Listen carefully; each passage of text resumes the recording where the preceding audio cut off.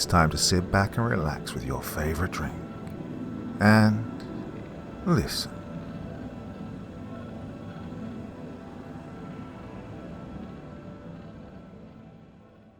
Out of the dreadful depths. Robert Thorpe reached languidly for a cigarette and, with lazy fingers, extracted a lighter from his pocket. Be a sport, he repeated to the grey-haired man across the table. Be a sport, Admiral, and send me across on a destroyer. Never been on a destroyer, except in port. It'd be a new experience. I'd enjoy it a lot.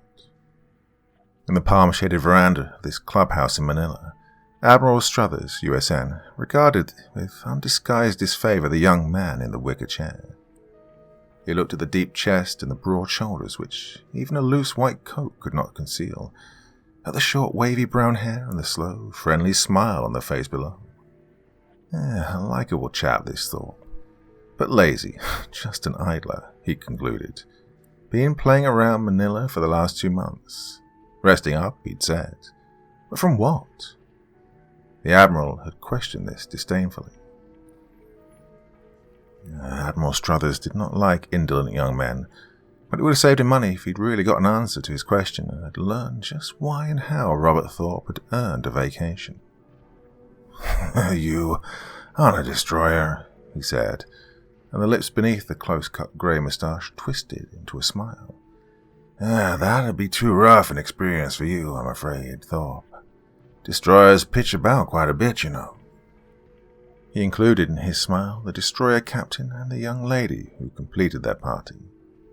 The young lady had a charming and saucy smile, and she knew it. She used it in reply to the Admiral's remark. I've asked Mr. Thorpe to go on the Adelaide, she said. We all should be leaving together in another month, but Robert tells me he has other plans. Worse and worse, was the Admiral's comment. Your father's yacht is not even as steady as a destroyer. Now, I would suggest a nice, comfortable liner. Robert Thorpe did not miss the official glances of amusement, but his calm complacence was unruffled. No, he said. I just don't fancy liners. The fact is, I've been thinking of sailing across to the States alone. The Admiral's smile increased to a short laugh. I would make a bet you wouldn't get 50 miles from Manila Harbor. The younger man crushed his cigarette slowly into the tray. How much of a bet? He asked. What will you bet that I don't sail alone from here to... Where are you stationed? San Diego? From here to San Diego. Was the snorted reply. I'd bet $1,000 on that and take your money for Miss Allaire's pet charity. Now that's an idea, said Thorpe. He reached for a checkbook in his inner pocket and began to write. In case I lose, he explained. I might be hard to find, so I'll just ask Miss Allaire to hold this check for me. You can do the same. He handed the check to the girl. Winner gets his 1,000 back, Ruth. Loser's money goes to any little orphans you happen to fancy. You're not serious, protested the Admiral. Sure. The bank will take that check seriously, I promise you. And I saw just the sloop I want for the trip. Had my eye on her for the past month. But Robert, began Ruth Allaire, you don't mean to risk your life on a foolish bet? Thorpe reached over to pat tenderly the hand that held his check. I'm glad if you care, he said, and there was an undertone of seriousness beneath his raillery. But save your sympathy for the Admiral. The U.S. Navy can't bluff me. He then rose more briskly from his chair. Thorpe, said Admiral Struthers. He was thinking deeply, trying to recollect. Robert Thorpe. I have a book by someone of that name. Travel and adventure and knocking about the world. Young man, are you the Robert Thorpe? Why, yes, if you wish to put it that way, agreed the other. He waved lightly to the girl as he moved away. I must be running along, he said. Get that boat. See you all in San Diego. The first rays of the sun touched with golden fingers the tops of the lazy swells of the Pacific. Here and there a wave broke to spray under the steady wind and became a shower of molten metal. And in the boat, whose sails caught now and then the touch of morning, Robert Thorpe stirred himself and rose sleepily to his feet. Out of the snug cabin at this first hint of day, he looked first at the compass and checked his course, then made sure of the lashing about the helm. The steady trade winds had borne him on through the night, and he nodded with satisfaction as he prepared to lower his lights. He was reaching for a line as the little craft hung for an instant on the top of a wave, and in that instant his eyes caught a marking of white on the dim waters ahead. "Ah, breakers!" he shouted aloud, and leapt for the lashed wheel. He swung off to leeward and eased a bit on the mainsheet, then lashed the wheel again to hold on the new course. Again from a wave crest he stared from under a sheltering hand. The breakers were there, the smooth swirls were foaming, breaking in mid-ocean where his chart, he knew, showed water a mile deep. Beyond the white line was a three-master, her sails shivering in the breeze. The big sailing ship swung off on a new tack as he watched. Was she dodging those breakers, he wondered. And then he stared in amazement through the growing light to the unbroken swells where the white line had been. He rubbed his sleepy eyes with a savage hand and stared again. There were no breakers. The sea was an even expanse of heaving water. I could swear I saw them, he told himself, but forgot this perplexing occurrence in the still more perplexing maneuvers of the sailing ship. This steady wind for smooth handling was all that such a craft could ask. Yet here was this old timer of the sea with a full spread of canvas booming and cracking as the ship jibed.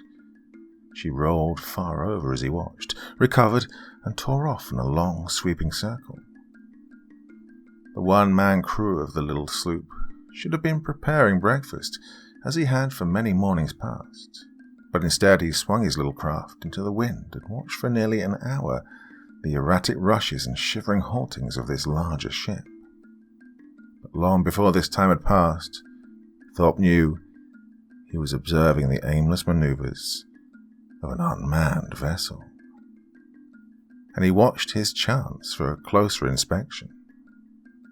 The three-master Minnie R, from the dinghy painting of the stern, hung quivering in the wind when he boarded her. There was a broken log line that swept down from the stern, and he caught this and made his own boat fast. Then, watching his chance, he drew close and went overboard, the line in his hand. Ah, like a blooming native after coconuts, he told himself as he went up the side. But he made it and pulled himself over the rail as the ship drew off on another tack. Thorpe looked quickly about the deserted deck. "Ahoy!" he shouted, but the straining of rope and spars was his only answer. Canvas was whipping to ribbons. Sheets cracked their frayed ends like lashes as the boom swung wildly, but a few sails still held and caught the air. He was on the after deck, and he leapt first for the wheel that was kicking and whirling with the swing of the rudder. A glance at the canvas that still drew, and he set her on course with a few steadying pulls. There was rope lying about, and he lashed the wheel with a quick turn or two and watched the ship steady down to a smooth slicing of the waves from the west. And only then did the man take time to quiet his panting breath and look about him in the unnatural quiet of this strangely deserted deck.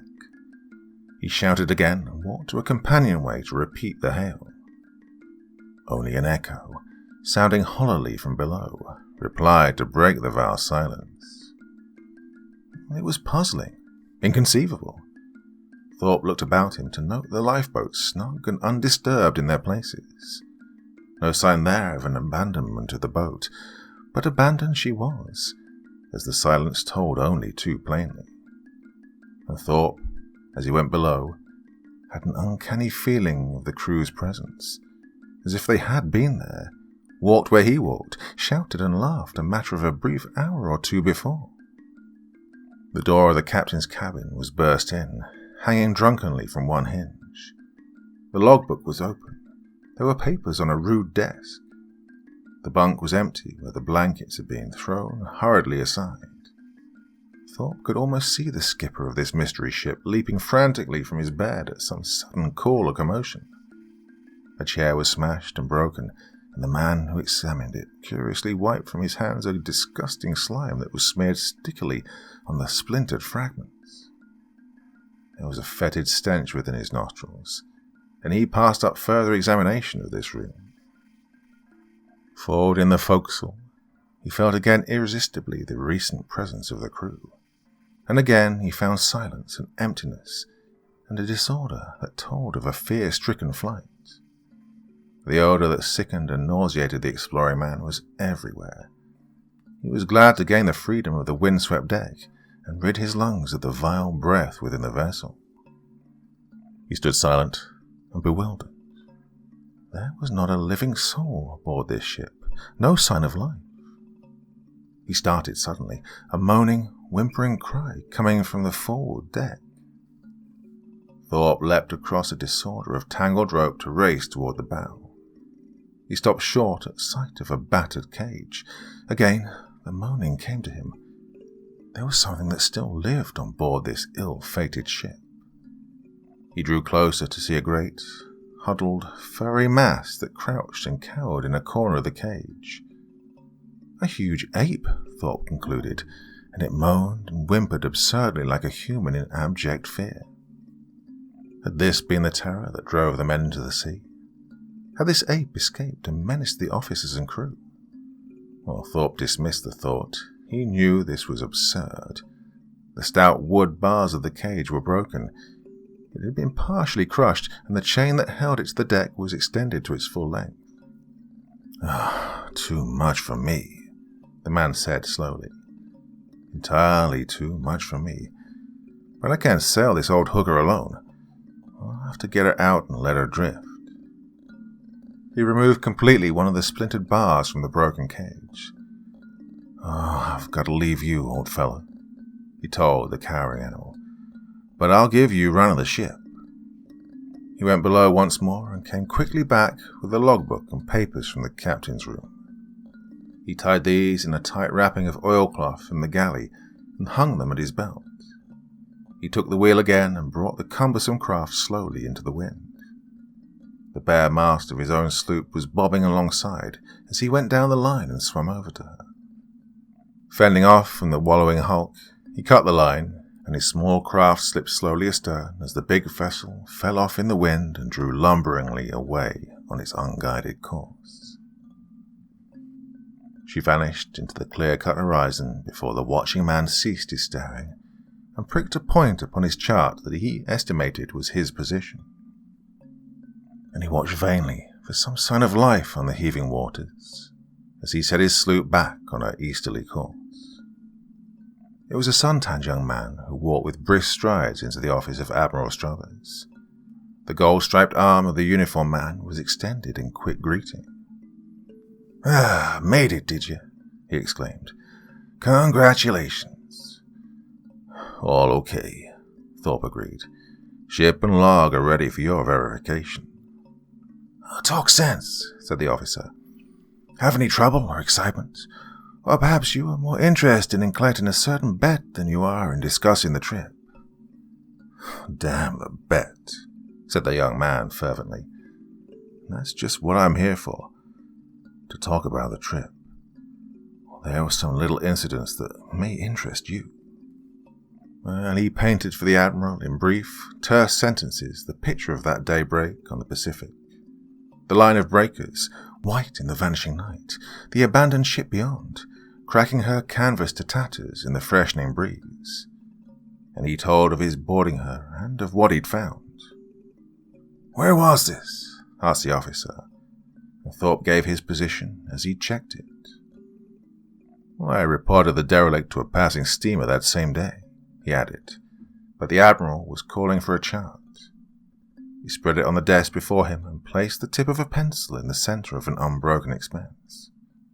Breakers, you said? He questioned. Why, There are hundreds of fathoms here, Mr. Thorpe. Yeah, I know it, Thorpe agreed. But I saw them. A stretch of white water for an eighth of a mile. I know it's impossible, but it's true. But let's forget that item for a time, Admiral. Look at this. He opened a briefcase and took out a logbook and some other papers. The log of the Mini R, he explained briefly. Nothing in it but routine entries up to that morning, and then nothing at all. Abandoned, mused the Admiral. And they didn't take the boats. There have been other instances, never explained. See if this helps any, suggested Thorpe, and handed the other 2 sheets of paper over. They're in the captain's cabin, he added. Admiral Struthers glanced at them and settled back in his chair. Dated September 4th, he said.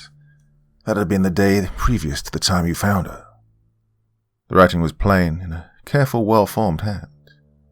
He cleared his throat and read aloud. Written by Jeremiah Wilkins of Salem, Massachusetts, master of the Mini R, bound for Shanghai to San Pedro. Well, I've sailed the seas for 40 years. For the first time, I'm afraid. I hope I may destroy this paper when the lights of San Pedro are safe in sight, but I'm writing here what it would shame me to set down in the ship's log, though I know there are stranger happenings on the face of the waters than man has ever seen or has lived to tell. All this day, I've been filled with fear. I've been watched. I've felt it as surely as if a devil out of hell stood beside me with his eyes fastened on mine. The men have felt it too. They've been frightened at nothing and have tried to conceal it as I've done. And the animals, a shark has followed us for days. It's gone today. The cats, we have 3 on board, have howled horribly and have hidden themselves in the cargo down below. The mate is bringing a big monkey to be sold in Los Angeles. An orangutan, he calls it. It's an ugly brute, shaking at the bars of its cage and showing its ugly teeth ever since we left port. But today, it's crouched in a corner of its cage and will not stir even for food. The poor beast is in mortal terror. All this is more like the wandering talk of an old woman muttering in a corner by the fireside of witches and the like than it is like a truthful account set down by Jeremiah Wilkins. And now that I've written it, I see there's nothing to tell, nothing but the shameful account of my fear of some horror beyond my knowing. And now that it's written, I'm tempted to destroy... No, I'll wait. And now what's this? Admiral Struthers interrupted his reading to ask. He turned the paper to read a coarse, slanting scrawl at the bottom of the page. The eyes, they're everywhere above us. Oh, God help. Then the writing trailed off in a straggling line. The lips beneath the trim grey moustache drew themselves into a hard line. It was a moment before Admiral Struthers raised his eyes to meet those of Robert Thorpe. You found this in the captain's cabin? He asked. Yes. And the captain was gone. Bloodstains? No, but the door had been burst off its hinges. There had been a struggle without a doubt.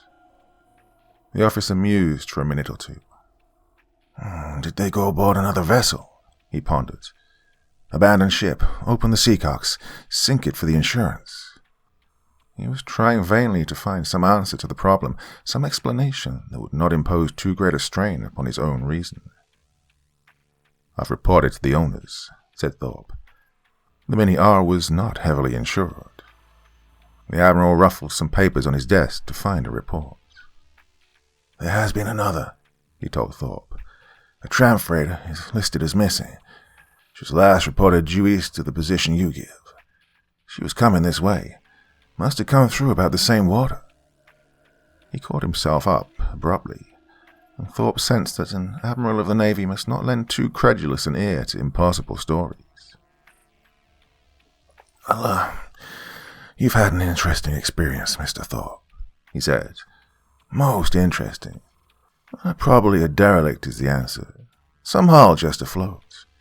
We'll send out a general warning. And he handed the loose papers and the logbook back to the younger man.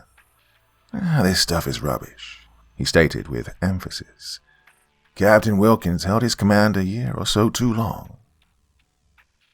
So, you'll do nothing about it? Thorpe asked in astonishment. I said I'd warn all shipping. There's nothing more to be done. Well, I think there is. Thorpe's grey eyes were steady as he regarded the man at the desk. I intend to run it down.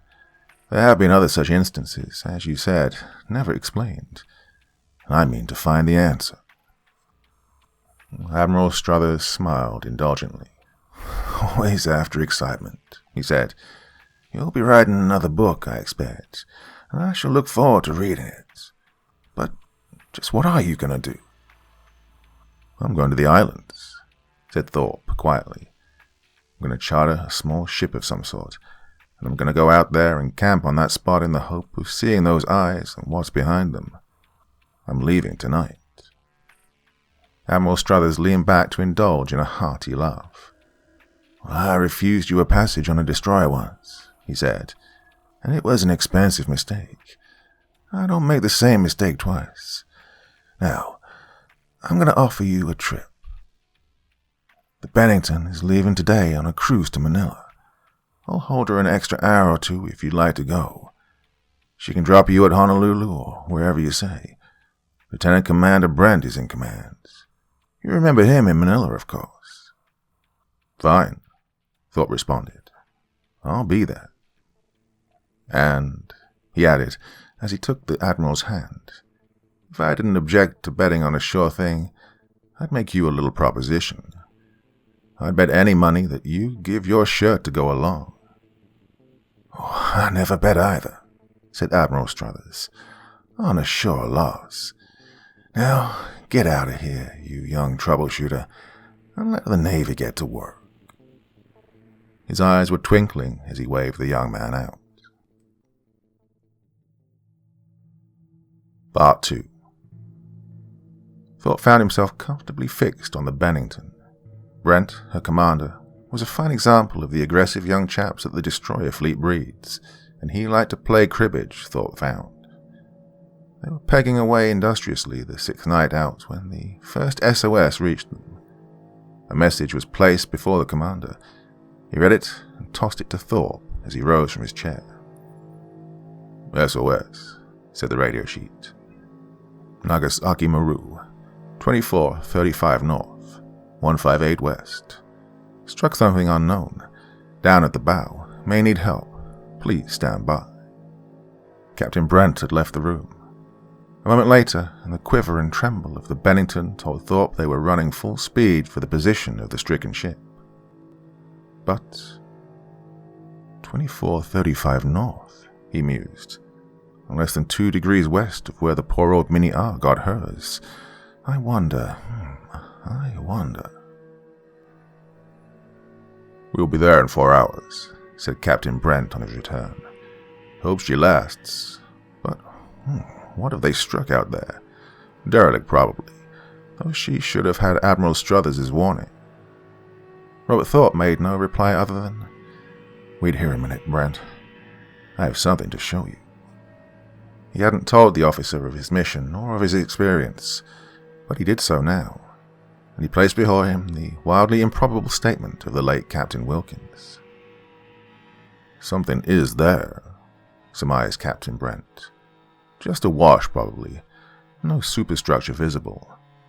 Your Minnie R hit the same thing? Something is there, Thorpe agreed. I wish I knew what. This stuff has gotten to you, hasn't it? Asked Brent as he returned the papers of Captain Wilkins. He was quite evidently amused at the thought. You weren't on the ship, said Thorpe simply. There was nothing to see, nothing to tell. But I know. He followed Brent then to the wireless room. Can you get the Nagasaki? Brent asked. They know we're coming, sir, said the operator. We seem to be the only one anywhere near. He handed the captain another message. It's something odd about that, he said. USS Bennington, the captain read aloud. We're still afloat. On even keel now, but low in the water. No water coming in. Engines full speed ahead, but we make no headway. Apparently aground. Nagasaki Maru. Why, that's impossible, Brent exclaimed impatiently. What kind of foolishness? He left that question uncompleted. The radio man was writing rapidly. Some message was coming at top speed. Both Brent and Thorpe leaned over the man's shoulder to read as he wrote. Bennington, help. The pencil was writing. Sinking fast. Desks almost awash. We are being... In breathless silence, they watched the pencil poised above the paper while the operator listened tensely to the silent night. Again his ear received the wild jumble of dots and dashes sent by a frenzied hand in that far-off room. His pencil automatically set down the words, Help! Help! It wrote before Thorpe's spellbound gaze. The eyes! The eyes! It's attacking! And again, the black night held only the rush and roar of torn waters where the destroyer raced through quivering darkness. The message, as the waiting men well knew, would never be completed. Derelict, Robert Thorpe exclaimed with unconscious scorn. But Captain Brent was already at a communication tube. Chief, Captain Brent, give her everything you've got. Drive the Bennington faster than she ever went before. The slim ship was a quivering lance of steel that threw itself through foaming waters, that shot with an endless, roaring surge of speed toward that distant point in the heaving waste of the Pacific, and that seemed, to the two silent men on the bridge, to put the dragging miles behind them so slowly, so slowly. Let me see those papers, said Captain Brent finally. And he read them in silence. And then, the eyes, he said. The eyes. That's what this poor devil said. My God, Thorpe, what is it? What can it be? We're not all insane. I don't know what I expected to find, said Thorpe slowly. I thought of many things, each wilder than the next. This Captain Wilkins said the eyes were above him. I had visions of some sky monster. I even thought of some strange aircraft from out in space, perhaps, with round lights like eyes. I've pictured the impossibilities, but now, well, now. Yes? The other questioned. Now? Well, there were tales in olden times of the Kraken, suggested Thorpe. The Kraken, the captain scoffed. A mythical monster of the sea. That was just a fable. True, was the quiet reply. It was just a fable, and one of the things I've learned is how frequently there's a basis of fact underlying a fable. And for that matter, how can we know there's no such monster, some relic of a Mesozoic species supposed to be extinct? He stood motionless then, staring far out ahead into the dark, and Brent too was silent. They seemed to try with unaided eyes to penetrate the dark miles ahead and see what their sane minds refused to accept. It was still dark when the searchlight's sweeping beam picked up the black hull and broad, red-striped funnels of the Nagasaki Maru. She was riding high in the water, and her big bulk rolled and wallowed in the trough of the great swells. The Bennington swept in a swift circle about the helpless hulk, while the lights played incessantly upon her decks. And the watching eyes strained vainly for some signal to betoken life, for some sign that their mad race had not been quite in vain. Her engines had been shut down. There was no steerage way for the Nagasaki Maru, and, for all they could see, there were no human hands to drag at the levers of her waiting engines, nor to twirl with sure touch the deserted helm. The Nagasaki Maru was abandoned. The lights held steadily upon her as the Bennington came alongside, and a boat was swung out smartly on its davits. But Thorpe knew he was not alone in his wild surmise as to the cause of the catastrophe. "Throw your lights around the water occasionally," Brent ordered. "Let me know if you see anything." "Yes, sir," said the man at the searchlight. "I'll report if I spot any survivors or boats." "Report anything you see," said Commander Brent curtly. "You go aboard if you want to," he suggested to Thorpe. "I'll stay here and be ready if you need help." Thorpe nodded with approval as the small boat pulled away in the dark, for there was activity apparent on the destroyer not warranted by a mere rescue at sea. Gun crews rushed to their stations. The tarpaulin covers were off of the guns, and their slender lengths gleamed where they covered the course of the boat. "Brent is ready," Thorpe admitted, "for anything." They found the iron ladder against the ship's side, and a sailor sprang for it and made his way aboard. Thorpe was not the last to set foot on the deck, and he shuddered involuntarily at the eerie silence he knew awaited them.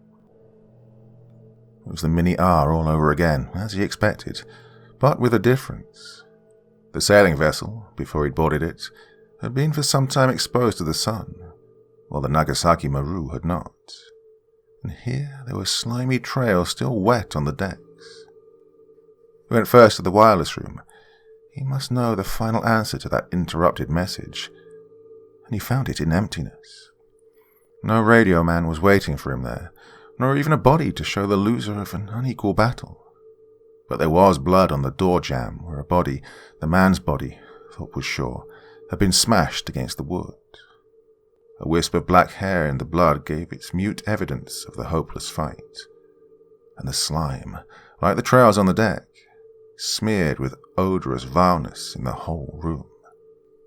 Thorpe went again to the deck, and, as on the other ship, he breathed deeply to rid his lungs and nostrils of the abhorrent stench. The ensign in charge of the boarding party approached him. "What kind of rotten mess is this?" he demanded. "The ship is filthy and not a soul on board. Not a man of them, officers or crew, and the boats are all here. It's absolutely amazing, isn't it?" "No," Thorpe responded. "It's about what we expected. What do you make of this?" He touched with his foot a broad trail that shone wet in the Bennington's light. "Oh, the Lord knows," said the ensign in wonder. "It's all over and it smells like a rotten dead fish. Well, we'll be going back, sir." He called to a petty officer to round up the men, and the boat was brought alongside. They returned to the Bennington, again through a pathway of light that Thorpe knew was safe under the black muzzles of the destroyer's guns. Or was it? He asked himself. Was it safe? Was anything safe from this devilish mystery that could pluck each cowering human from the lowest depths of this steel freighter, that could drag her down in the water till the radio man sent his cry, "We're sinking"? He told Brent quietly, after the ensign had reported, of the struggles in the wireless room and its few remaining traces. And he watched with the commander through the hour of darkness while the Bennington steamed in slow circles about the abandoned hulk, while her searchlights played endlessly over the empty waters, and the men at the guns cast wondering glances at their skipper, who'd ordered such strange procedure when no danger was there. With daylight the scene lost its sense of mysterious threat, and Thorpe was eager to return to the abandoned ship. "I might find something," he said, "some trace or indication of what we have to fight." "I must leave," said Commander Brent. "Oh, I'm coming back, never fear," he added, at the look of dismay on Thorpe's face. The thought of leaving this mystery unsolved was more than that young seeker of adventure could accept. "I'm coming back," Brent repeated. "I've been in communication with the Admiral. Honolulu has relayed the messages through. All code, of course. We mustn't alarm the whole Pacific with our nightmares. The old man says to stick around and get the lowdown on this damn thing." "Then why leave?" objected Thorpe. "Because I am coming around to your way of thinking, Thorpe. Because I am as certain as can be that we have a monster of some sort to deal with. And because I haven't any depth charges, I want to run up to the supply station at Honolulu and get a couple of ash cans of TNT to lay on top of the brute if we sight him." "Glory be," said Thorpe fervently. "That sounds like business. Go get your eggs and perhaps we can feed them to this devil, raw. I think I'll stay here, if you'll be back by dark, that is." "Oh, better not," the other objected, but Thorpe overruled him. "Look, this thing attacks in the dark," he said. "I'll lay a little bet on that. It left the orangutan on the Mini R, quit the first sign of daylight. I'll be safe through the day, And besides, the beast has gutted this ship. It won't return, I imagine. And if I stay here for the day, live as they lived, the men who manned that ship, I may have some information that will be of help when you get back. But for heaven's sake, Brent, don't stop to pick any flowers on the way." "Oh, it's your funeral," said Brent, not too cheerfully. "The old man said to give you every assistance, and perhaps that includes helping you commit suicide." But Robert Thorpe only laughed as Commander Brent gave his orders for a small boat to be lowered. The ship's lantern and rockets for night signals were taken at the officer's orders. "We'll be back before dark," he said, "but take these as a precaution." Thorpe asked for one favor, that the ship's carpenter go over with him and help him make a strong barred retreat of the wireless cabin. "Oh, okay, and I'll talk to you occasionally," he told Brent. "I tried the key while I was aboard. The wireless is working on its batteries." He then waved a cheery goodbye as the small boat pulled away. "And hurry back," he called. The destroyer commander nodded an emphatic assent. On board the Nagasaki Maru, Thorpe directed the carpenter and his helpers in the work he wanted done. The man seemed to know instinctively where to put his hands on the needed supplies, and the result was a virtual cage of strong oak bars enclosing the wireless room, and braces of oak to bar the single door. Thorpe was not assuming any bravado in his feeling of safety, but he was doing what he'd done in many other tight corners, and he prepared his defenses in advance. These included weapons of offense as well. As the boat with the destroyer's men pulled back to the Bennington, he placed in easy reach in the corner of the room a heavy-calibered rifle he'd taken from his belongings. And still, with all his feeling of security, there was a strange depression that fell upon him when the Bennington's narrow hull was small upon the horizon, and then that too was gone, and only the heaving swells and the wallowing hulk were his companions. Only these. He shivered slightly as he thought of that unseen watcher with the devil eyes whose presence Captain Wilkins had felt, and his men, and that poor terrified ape. He deliberately put from his mind the thought of this. No use to start the day with morbid fears. He went below then to examine the cabins, but he carried the heavy elephant gun with him wherever he went.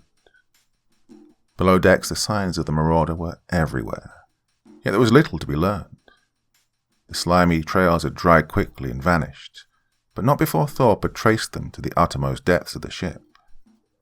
There was not a nook or corner that had gone unsearched in the horrible quest for human food, and one thing impressed itself forcibly upon the man's mind. He found a lantern, and he used it of necessity in his explorations, but this thing had gone through the dark and with unerring certainty had found its way to every victim. Can it see in the dark? Thorpe questioned. Or...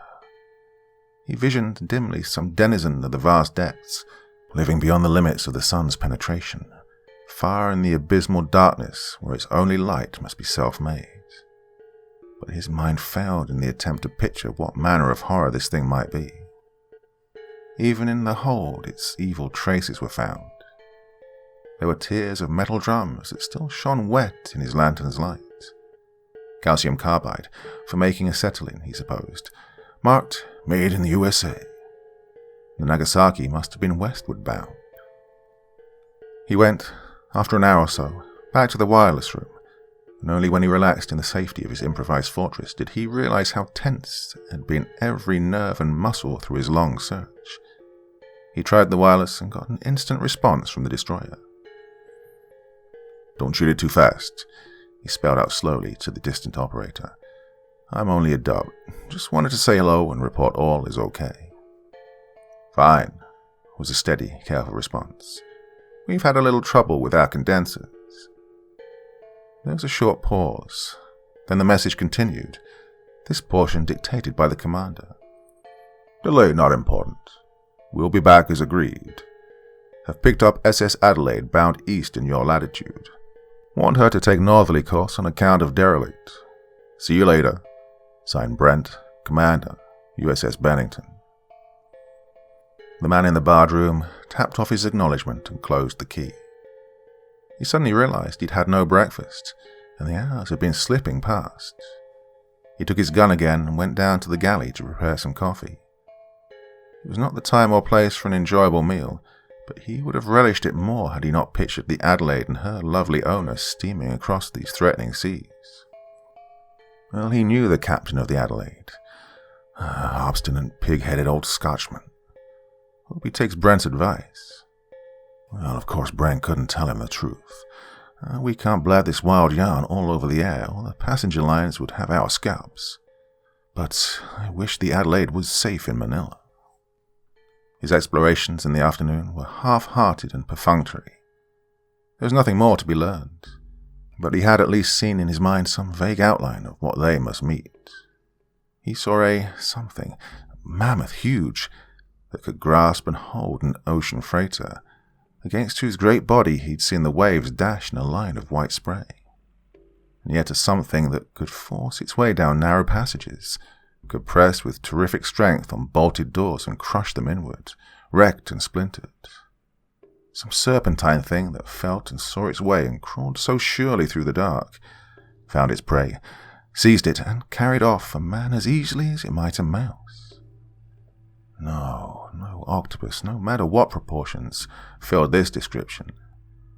He gave up trying to see too clearly this awful thing, and he kept far away from the ship's rail where once he'd ventured near.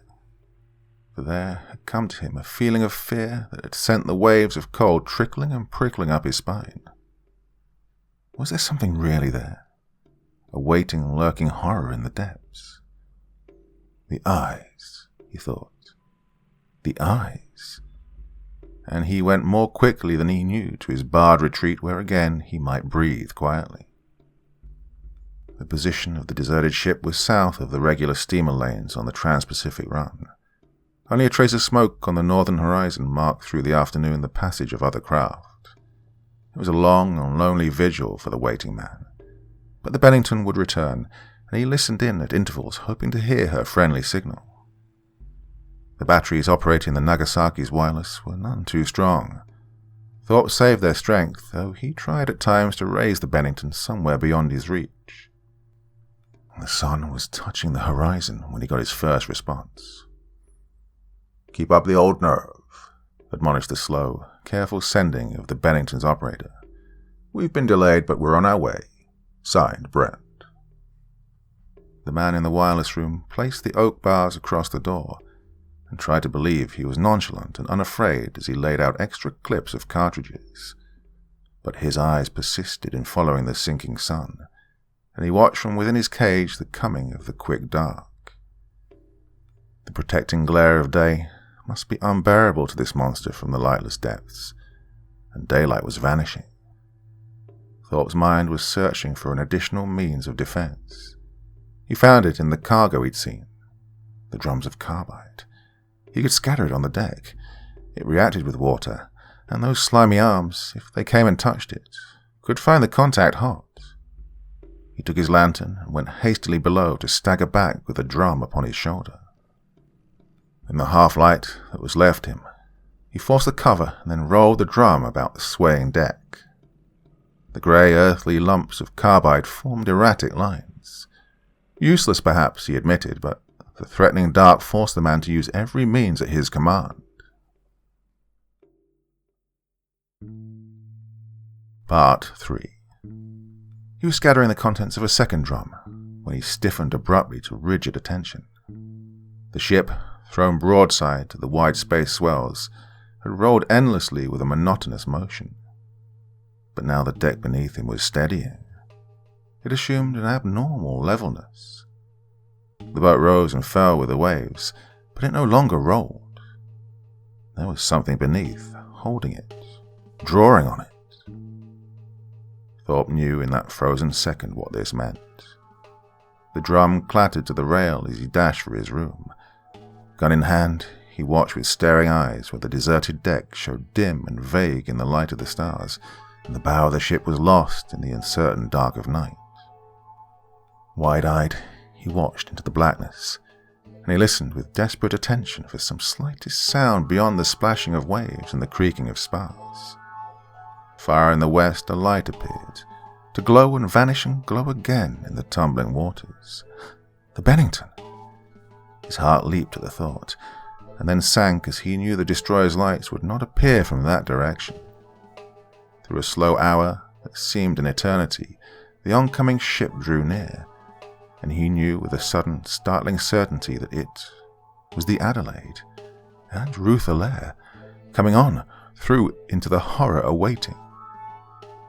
He leaned forward tensely as a sound reached his ears. A ghostly echo of a sound, like the softest of smooth, slipping fabric upon hard steel. And as he listened, before his staring eyes, something came between him and the lighted yacht. It wavered and swung in the darkness.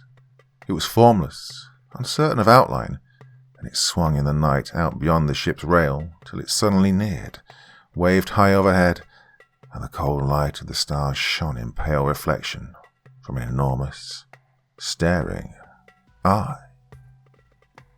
It surmounted a serpentine form that took shape in the dim radiance without, and came lower in undulating folds to crash heavily upon the deck. Thorpe's hand was upon the wireless key. He'd wanted to warn off the yacht, but not till the thud of the creature on the bare deck proved its reality could he force his cold fingers to press the key. Then, fast as his inexperience allowed, he frantically called the Adelaide. He spelled her name over and over. Would the sleepy operator never answer? The Bennington broke in one. "Is that you, Thorpe? What's up?" they demanded. But Thorpe kept up his slow spelling of the yacht's name. He must get a warning to them. And then he realized that the Bennington could do it better. "Bennington," he called. "Adelaide approaching. I'm attacked. Warn them off. Warn them." His frantic hissing dots and dashes died immediately. Beneath his feet, the Nagasaki Maru was rolling again, swinging free to the lift and thrust of the swells beneath. "Oh, good God," he shouted aloud in his lonely cabin. "It's gone for the yacht. Adelaide, turn north, full speed." He then clicked off on a slow, stuttering key. "Head north. You're being attacked." He groaned again as he saw the Adelaide's shining ports swing away from the safety of the north. The ship broached broadside to the waves and came slowly to a stop. "Bennington," he radioed. "Brent, it's got the Adelaide. Help. Hurry. I'm going over." He tore wildly at the barred door and made a dash across the deck to slip sprawling in a heap against the rail where the slimy traces of the recent visitor stretched glistening on the deck. Well, how he lowered the boat, Thorpe never knew, but he knew there was one that the men from the Bennington had swung over the side and tore madly at the tackle to let the boat crash miraculously upright into the sea. He slung the rifle about his neck with a rope end. There were cartridges in his pocket, and he went down the dangling lines and cast off in a frenzy of haste. What could he do, though? He hardly dared form this question. Only this stood clear and unanswerable in his mind. That yacht was in the monster's grip, and Ruth Allaire was on board. Ruth Allaire, so smiling, so friendly, so lovable. Food for that horror from the depths. Well, he rowed with superhuman strength to drive the heavy boat across the wave-swept distance that separated them. Between gasping breaths, he turned at times to glance over his shoulder and correct his course. And now, as he drew near, he saw, though indistinct, the unmistakable, snake-like weaving of horrible, tenuous fingers, rolling and groping about the yacht. They were plain as he drew alongside. The trim ship rose and fell with the water, while over her side where Thorpe approached swung a long, white, monstrous rope of flesh. It retreated like the lash of a whip, and the horrified watcher saw as it went the struggling figure of a man in the grasp of flabby lips, and above them a single eye glared wickedly. Another vile, twisting arm rose from the afterdeck with a screaming figure in its grasp, and vanished into the water beyond the yacht. There were others writhing about the decks. Thorpe saw them as he made his boat fast and clambered aboard. A wave of reeking air enveloped him as he reached the deck. The nauseous stench from the monster's tentacles was horrible beyond endurance. Oh, he gagged and choked as the stifling breath entered his lungs. A huge rope of slippery, throbbing flesh stretched its twisted length toward the stern. It contracted as he watched into bulging muscular rings and withdrew from the afterdeck. The deadly end of it stopped in mid-air, not 20 feet from where he stood.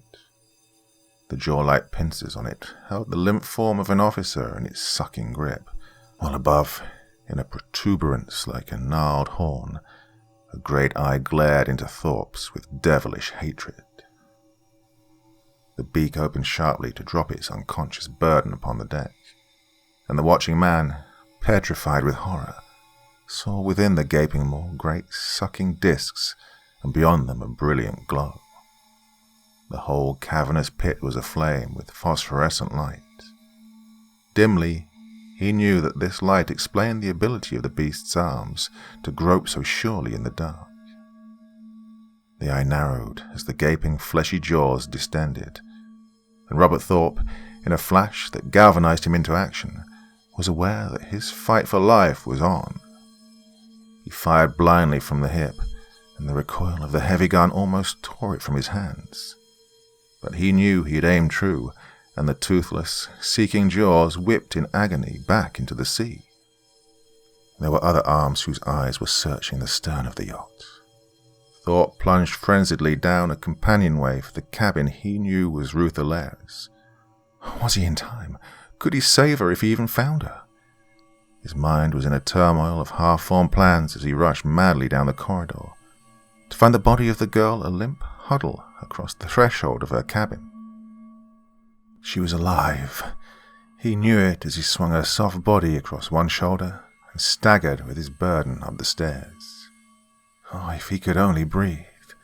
His throat was tight and strangling with a reeking putrescence in the air, and before his eyes was a picture of the strong oak bars of his own retreat. Somehow, some way, he must get back to the abandoned ship. An eye detected him as he came on deck, and he dropped the limp body of the girl at his feet as he swung his rifle toward the glowing light within the opening jaws. The sucking discs cupped and wrinkled in dread readiness in the fleshy, toothless opening.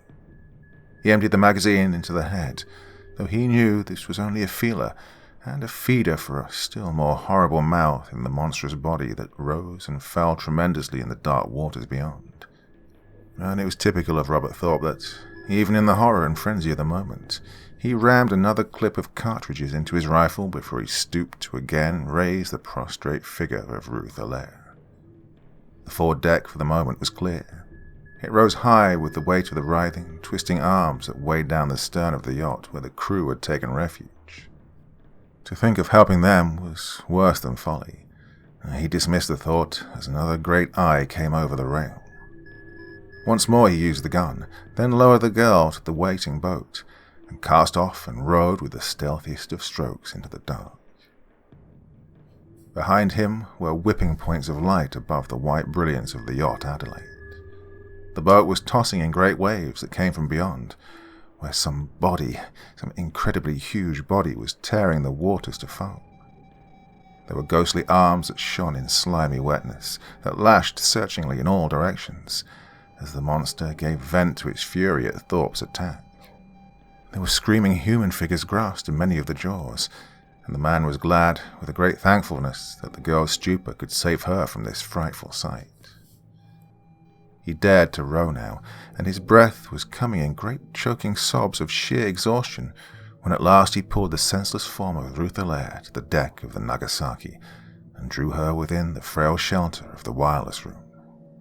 Well, the oaken bars had appeared stout and safe. His refuge was in the barricaded room, but, well, that was before he'd seen the horrible reality of the fearful fury of this monster from the deep. He placed the braces against the door and turned with hopeless haste to seize the wireless key. "Bennington," he called, and the answer came strong and clear. "Where are you? Help!" His fingers froze upon the key, and the answering message in his ears was unheeded as he watched across the water the destruction of the yacht. This craft that had dared to resist the onset of the brute, to fight against it, to wound it, was now feeling the full fury of the monster's rage. The gleaming lights of the doomed ship were waving lines that swept to and fro in the grip of those monstrous arms. The boat beneath Thorpe's feet was tossing in the waves that told of this titanic struggle. He meant to look south for some sign of the oncoming destroyer, but in fearful fascination he stared spellbound where the mast of the trim yacht swept downward into the waves, where the green of her starboard lantern glowed faintly for an instant, and then vanished, to leave only the darkness and the starlit sea. A voice awakened him from his stupefaction. "Where am I? Where am I?" Ruth Allaire was asking in a frightened whisper. "That terrible thing." She shuddered violently as memory returned to show again the horror that she had witnessed.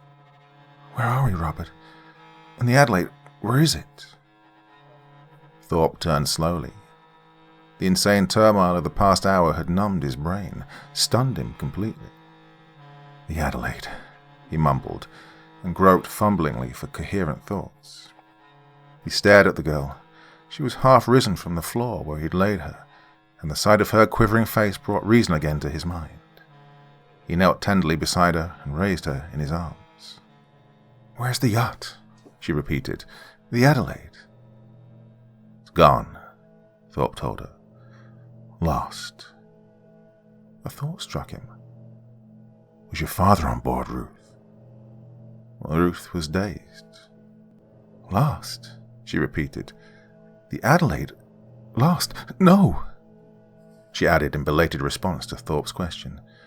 "Daddy was not there.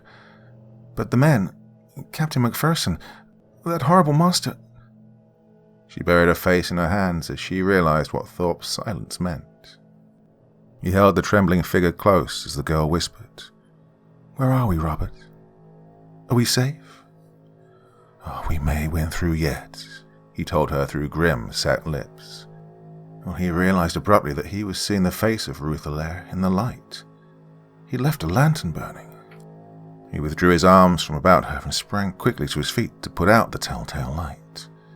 Their only possible safety was in darkness and quiet. But he knew as he sprang that he had waited too long. A soft body crashed heavily on the deck outside.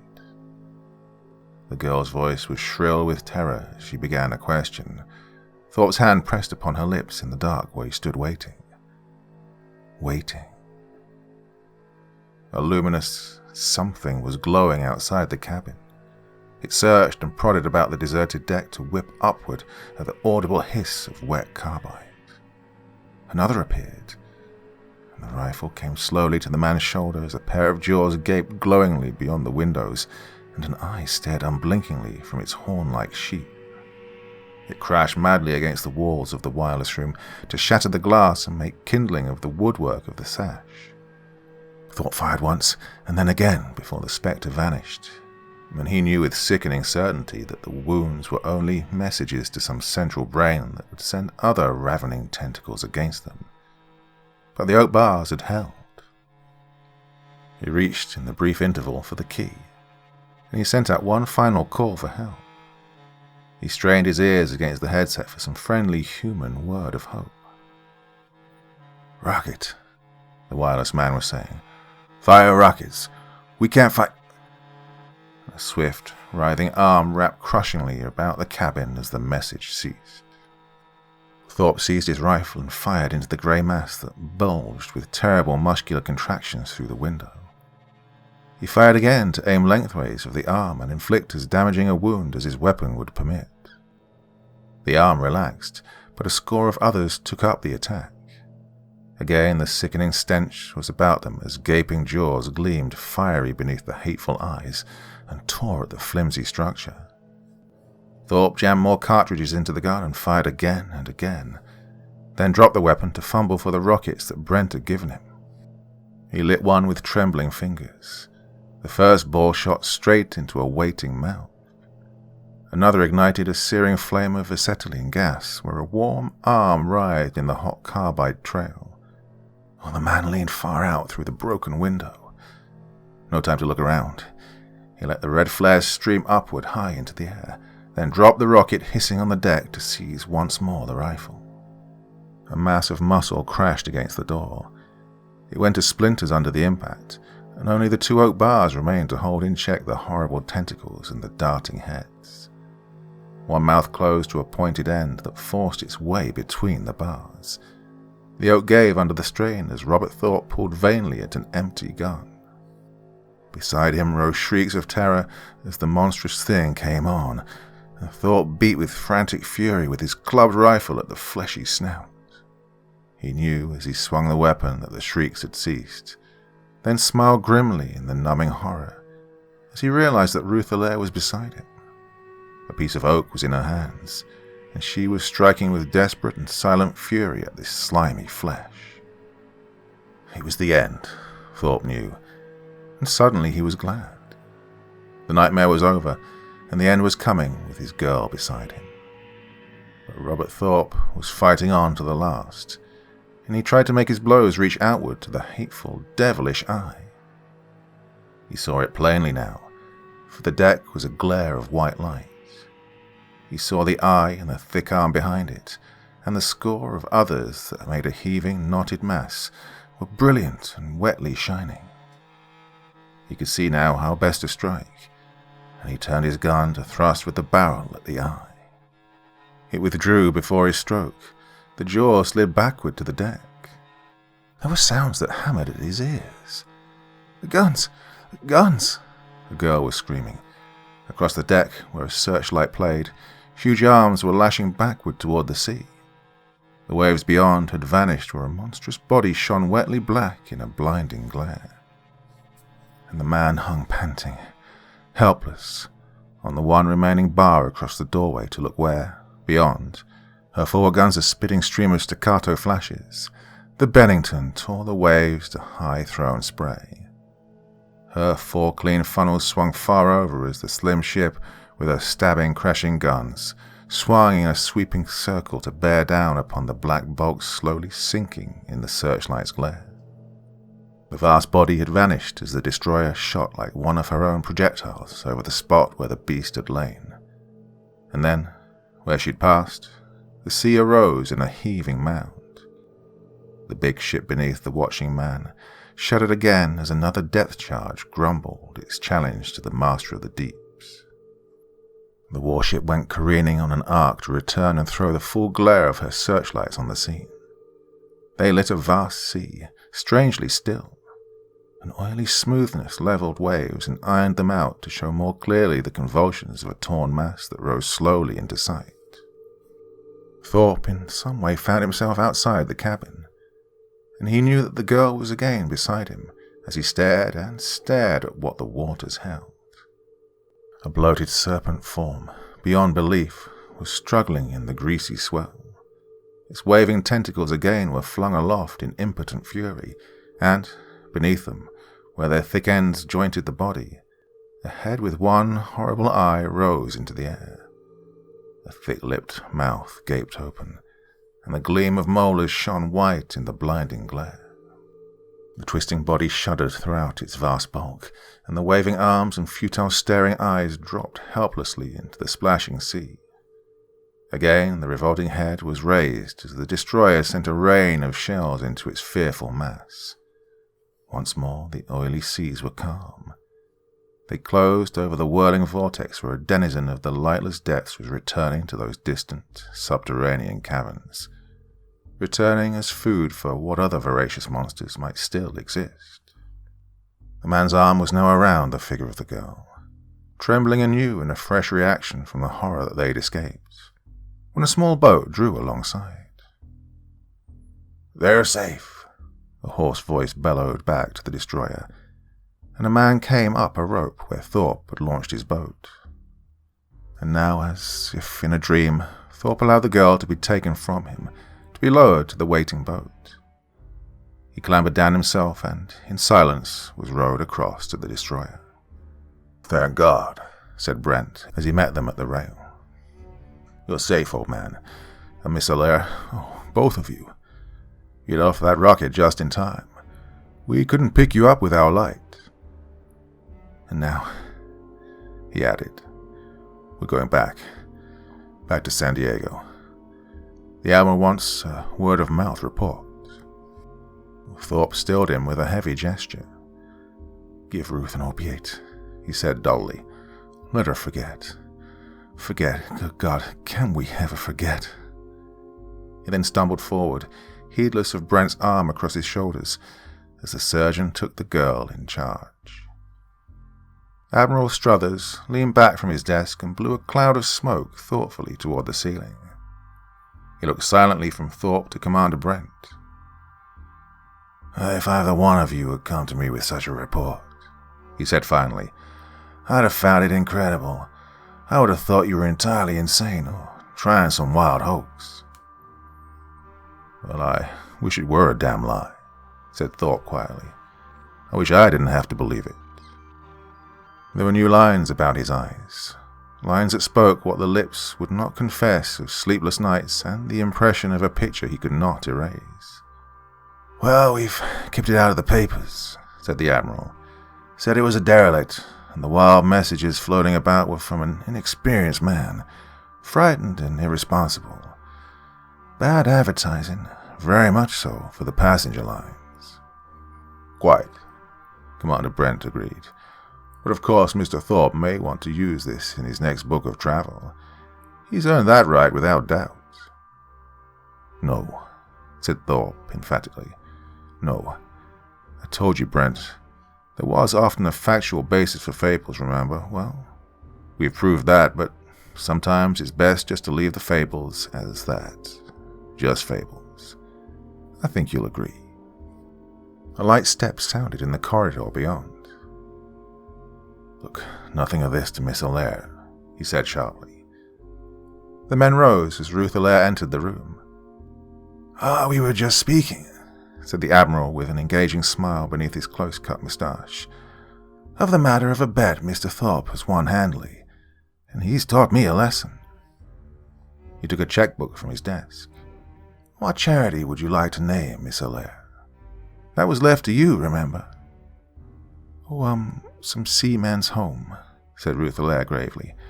"You'll know best, if you two are really serious about that silly bet." "That bet, my dear," said Robert Thorpe with smiling eyes, "was very serious, and it has had most serious consequences." He turned to the waiting men and extended a hand in farewell. "Now, we're going to Europe, Ruth and I," he told them. "Just rambling around a bit. Our honeymoon, you know. Well, look us up if you're cruising out that way."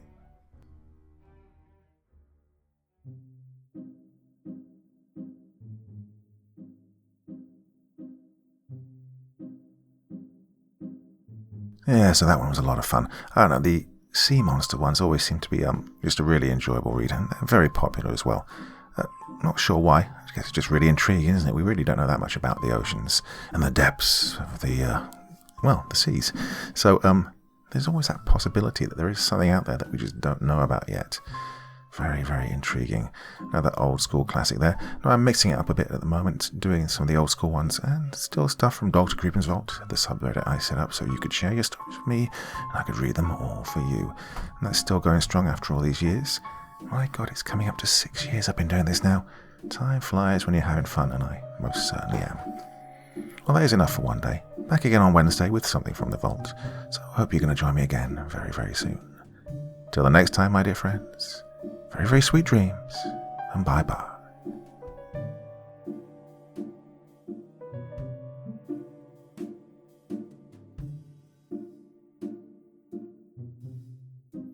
Thank you so much for taking the time to listen to this story today. It really means a lot to me and to the author of the story, of course. Well, if you want to know more about me, I'm pretty much everywhere on social media. You can find me on Facebook, Twitter, Instagram. You can download my music on SoundCloud. I've got a Patreon if you feel like. Throw me $1 or $2. Very much appreciated. And of course, on Reddit, I have a place where you can leave stories if you want me to read one that you've written. Well, hoping to see you all again very soon. Till then, sweet dreams, and bye-bye.